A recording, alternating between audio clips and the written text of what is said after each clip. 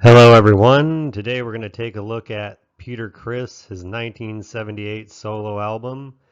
This is one that generally, in the online world and everywhere else, people tend to make fun of it. They say it's terrible, it's one of the worst records with a Kiss logo on it, and so on and so forth. And if you're watching this, you probably know the story. Kiss, all the members, 78, they all release solo records.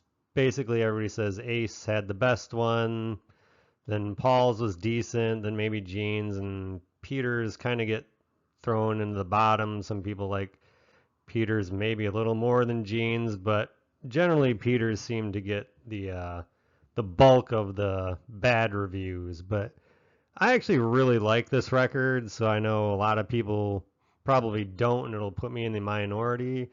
But first of all, the reason is I'm thinking maybe people who are into Kiss, they might get this expecting Kiss and they weren't necessarily into this kind of music, although there'll be more on that later in the review, but Peter was one is this record's not really a lot different than stuff that was going on in 78 when you think of people doing this kind of more R&B type stuff, rock, Doobie Brothers, Player, Little River Band, maybe even, Stephen Bishop, people like that, or later Robbie Dupree. It kind of has that vibe to it, but it's a little more rock than I think people give it credit for anyways. And so, the album starts out with a couple of really good songs. The first one, I'm Gonna Love You. I just think it's got a cool chorus, the rain or come shine. It's not like really hard rocking like a Kiss song or like he would do with Kiss, but it's a pretty good album starter, I think. It moves along at a nice pace. The chorus is catchy, decent tune. Then it goes off to You Matter to Me, another one which is like another one of these kind of like softer rock. It's like rock, but a little bit more of that R&B flavor to it, and I really do feel if Peter Criss was just some guy like a new guy on the scene and he releases this in 78 and he's not in the Kiss makeup and he's just one of those typical dudes you would see from 78, that this probably would have got played on the radio quite a bit, like these kind of songs. That's just my opinion anyway, but people that may have been into the more soft rock type of stuff, they would see just, the cat makeup and be like, no way, I'm just not getting into that. And the radio stations probably, I was a pretty young kid at this time, and I don't really remember a whole lot, but I'm assuming that this didn't get played a lot on radio stations back then.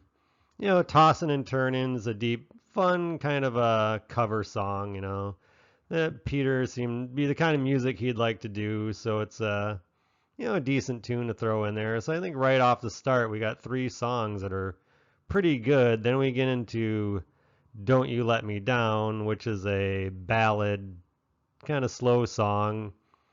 And I guess this one, it's a little corny, but no more corny than probably other stuff was coming out in 78 that ended up being, big hits. And I'll have to admit freely, I'm a huge fan of Peter's voice. So, him singing slow songs, he just seems like he has the perfect voice for it. And I always felt that Peter had a great voice because he can sing slow kind of stuff like this, and he can sing the mid-tempo things like Hard Luck Woman, and then he can just go, Black Diamond or Strange Ways, where he's just, belting out these crazy lyrics or crazy sounding vocals rather. But yeah, he's got the voice, so I can listen to Peter almost any day of the week. Then the side finishes up with That's the Kind of Sugar Papa Likes. Just another cool rocker, just basic rock tune, but it's pretty cool. Peter sings it great. So once again, I think the whole first side is, to me, quite a bit better than maybe Gene's record, and maybe not quite as good as Ace's. I know Ace is a pretty great record, but it's a pretty decent for a side one.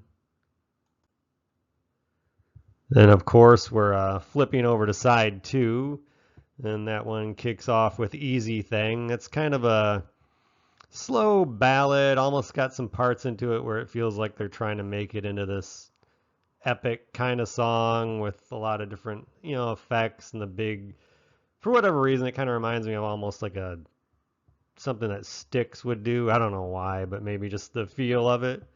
But it's not bad, but like the ballads on here are pretty good.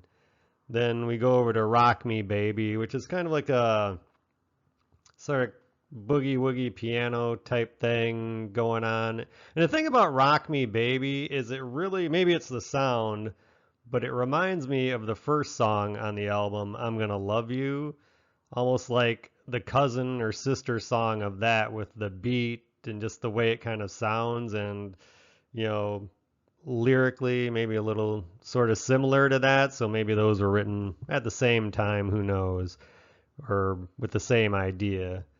Then we go Kiss the Girl Goodbye, which this is one, probably the low light of the album for me. It's just a slow kind of ballad and it's not very exciting. And I just think maybe Peter should have just put another rocker on here, something a little heavier, maybe gotten X'd out this one as a ballad anyway. Then we move over to Hooked on Rock and Roll. And this one, once again, is like the number one song, I'm Gonna Love You. It has that same sound. So there's three songs on here. To me, for whatever reason, they have a very similar style sound to them, but it's another rock song. So, it's not bad. I tend to like it, and then we finish off the album with I Can't Stop the Rain, which is a nice ballad. Peter sings it great again. And, overall, the side's maybe not as good as side one, but there's still some good tunes on here that are pretty straightforward rock songs. So not bad. And in closing, I think this record is a lot better than probably people think it is. It tends to get maligned. And one thing that does stand out to me from listening to it again is that a lot of people will say, well, it's Peter doing some R&B, and he's doing that, but there's actually surprisingly more rocker type songs on here as well. They're not like heavy rockers, but it's not like it's all just soft ballads and kind of light rock stuff. There's some tunes on here that have a rocking edge to them, and as a record, I tend to like it. I think Peter did a good job with it, and the people that he brought in played well on it. And he always sings great, or he did there in the past. And it had a chance. It probably could have been a hit if he was never in Kiss and didn't have the makeup, and he was a new guy on the scene, like any of those guys coming out in 1978 that had all those kind of hits. Like that was the type of music that was going on then. If you go and you listen to XM radio and or whatever you get your songs from YouTube, and you listen to different types of music like this from 78, it's pretty similar. And and the only thing is that Peter's a lot better singer than a lot of those guys singing, in my opinion, quite frankly.